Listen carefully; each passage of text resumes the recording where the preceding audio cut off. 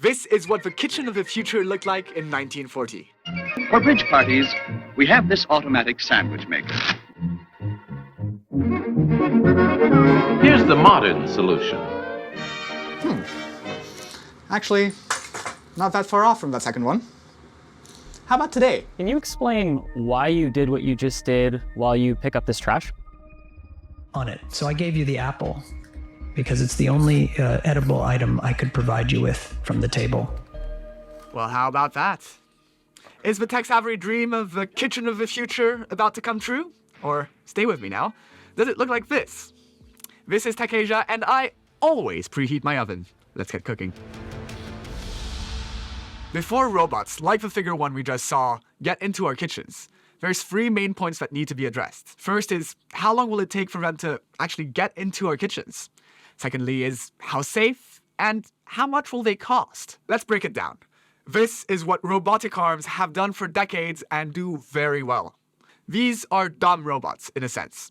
They're not very adaptable, they require a certain setup in a production line to function properly. They're best when they're doing repetitive tasks. In comparison, here's what your average home looks like. In a very real sense, getting an AI system to deal with the intricacies of real-world cooking with like carrots that aren't always the same size, tomatoes that can slip, this is actually one of the biggest challenges that AI researchers face. Really think about it. What's going on when you're cutting up a steak? You're holding the steak itself, so you have to make sure that you're not cutting yourself. You're kind of gauging, okay, there's a piece of bone there, I'm trying to get it out. I'm trying to fillet it to make like minced meat or that kind of thing. It's a really complex process. If you're able to get it to perform well and like kind of see in a humanistic way in a kitchen, well, it's able to see in a humanistic way in the rest of the world as well. But still, like just getting a Coke from the fridge is a big challenge. As we've seen, the figure robot can grip onto objects that are round or relatively easy to hold onto, which, while being an ideal showcase, is still really impressive. We've yet to see a live demonstration of a figure robot.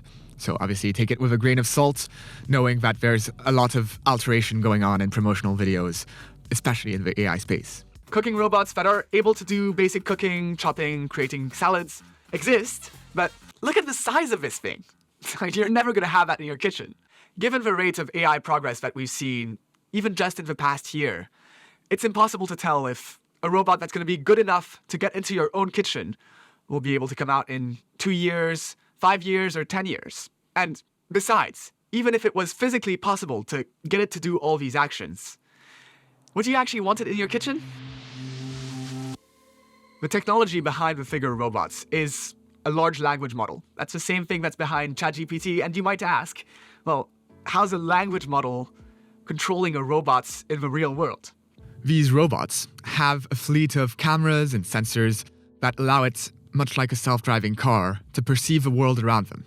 The large language model comes in to help it understand commands from a human or some other system. So for example, if you tell it, go fetch me the Coke on the other side of the room, it understands that this means this room that it's in, that the other side means the other side from the speaker, and it understands what a can of Coke is.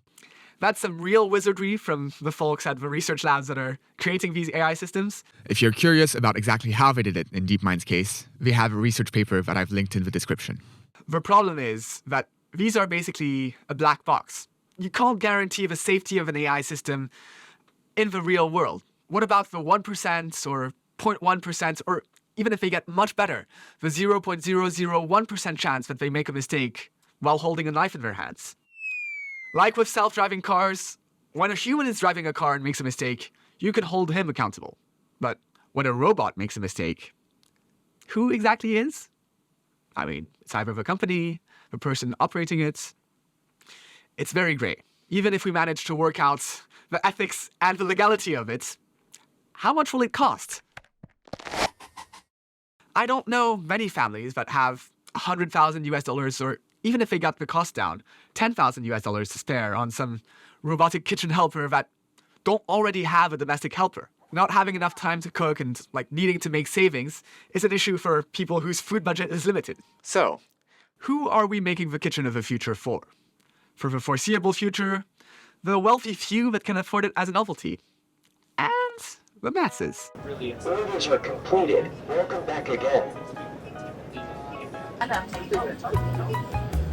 The kitchen of the future, I would argue, is not in the home. It's in your friendly neighborhood restaurants. Much like the dumb robotic arms of yore, these can run 24/7 in an enclosed environment where children will run around and get hurt, amortizing the cost of both the arm itself and the rent over thousands of customers versus one person using it twice a day. They exist and make business sense to deploy today. People love looking at them, and fair enough. That's a really cool sight. They make few mistakes, they're consistent, and they cut down on employment costs. With economies of scale, that could rival home cooking. I can imagine executives of large companies that have consistent products, like McDonald's, starting to think that, yeah, this is interesting. These takeaway restaurants won't replace the home kitchen. I mean, people like cooking, and having food freshly off the pan in your own home is pretty appealing. But not everyone likes cooking. Having restaurants open 24 hours a day and at a lower cost is a pretty big advantage. That's not to say that is without issue. A huge amount of the world's population works in restoration, and if they get replaced by robots, what will they do? But that's not unique to hospitality. So my Tech Asia take is that you shouldn't hold your breath on a humanoid assistant in your smart kitchen. And besides, smart kitchens are not just humanoid robots. Individual smart appliances like air fryers, smart fridges, if you can get them to communicate together, your fridge could tell you, oh, you're low on milk, you need to buy some fruits. How about varying your diet? That's probably the best case scenario for mere mortals. And that is if they are able to get it to work collaboratively, which, as The Verge discovered, is going to be a bit of a challenge. I'm afraid you're not going to be able to listen to that on your lunch break, and neither am I. I mean, it's not 5 hours long. Speaking of which, I should probably get around to eating this before it gets cold. Well, it's cold already. From Tech Asia, I've been Alfie. Bon appétit, and take care.